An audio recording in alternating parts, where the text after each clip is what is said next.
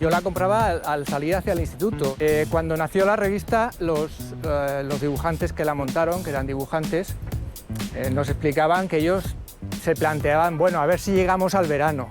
Esto salió en mayo, claro, ellos contaban 3 meses. Van ya 45 años, realmente no aceptaron. El Jueves, quan va arribar als quioscos a la Transició, era un moment d'una gran eclosió d'aquesta mena de publicacions satíriques, humor costumista, personatges propis, retrat, diguéssim, de la societat.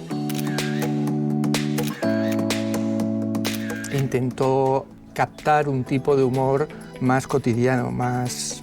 Por eso se incluyeron personajes. El Facha, el Martínez del Facha, es el único que aguanta desde ese momento.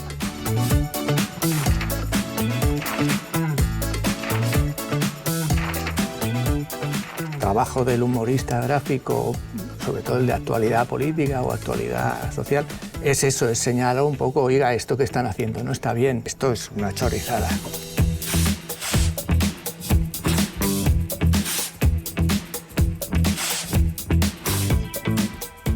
Quan la realitat és molt esperpèntica i molt boja, igual la gràcia és assenyalar i dir alguna veritat que ha passat desapercebuda.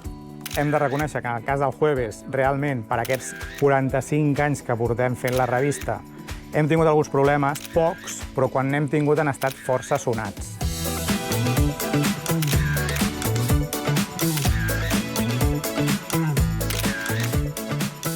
Lo que ocurre con el humor es que si lo sacas del contexto, entonces adquiere otra perspectiva, digamos.